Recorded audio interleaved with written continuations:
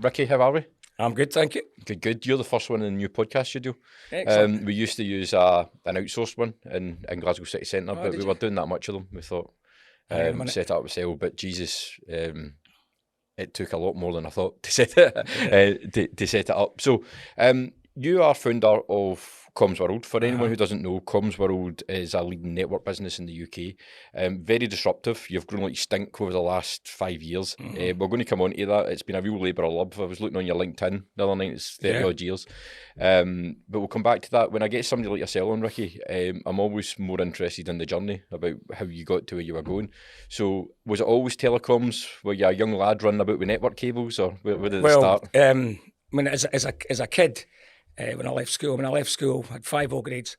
I was going to be a joiner or an electrician or a welder or something like that. Aye. Right. It was basically, you're put in a machine, you can go and get this job, and you went to a careers office and they gave you jobs to go.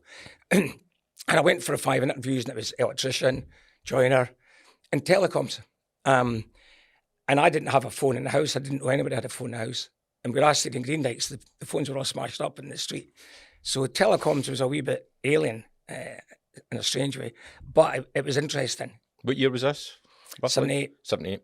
So it looked interesting. I thought, telecoms.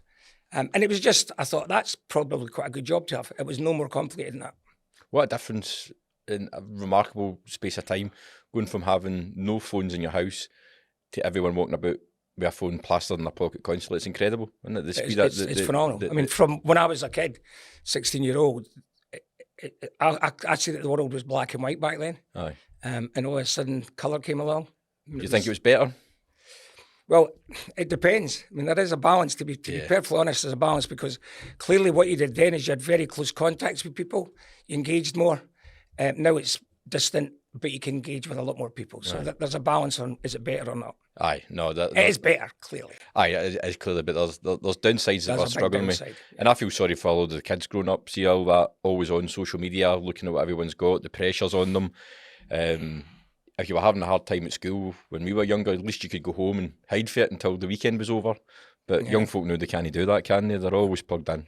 Well, I mean, I've explained to my kids that when I was young, all you knew was what your neighbours told you and what you seen on the news.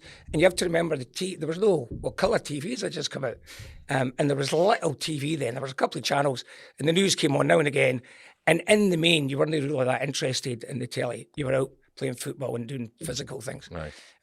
So all you knew and all you learned was what people told you, or you read in the Sunday Post. I mean, that was it. Now, you can look at anything in the world in 2 seconds. Aye. So it's a different. And you've got to decide if it's true or not. That's the other thing, isn't it? Correct, yeah. So how did CommsWorld come about? Well, I mean, I worked at what was GEC Reliance, so they were in Edinburgh and Glasgow. I worked there.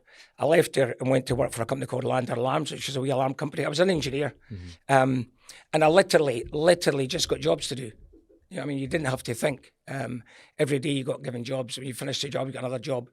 And I'd worked down the docks, SAI, all these places, the pipe course, and just enjoyed it. Just working away on telecoms and associated stuff. And then I bumped into Dave McKenzie.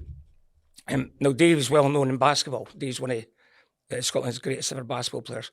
Was he? Yeah. I didn't know that. Dave's the captain. In fact, you'll love this. Yeah. Dave's the captain of the over 60s Great Britain basketball team. There you go. He's so fit. Honestly, it's incredible. But I bumped into Dave, and I just started chatting to him. And Dave was a Xerox salesman. So he was completely reversed from what I was. But Dave told me that he was going to join the Murray International Group and start up a telecoms company. And I said to Dave, what do you know about telecoms? And he said, absolutely nothing, right? And Dave's way. And I need to find someone that knows, I need to get an engineer, Ricky. And I said, I'm an engineer. Telecom. He said, I didn't know that.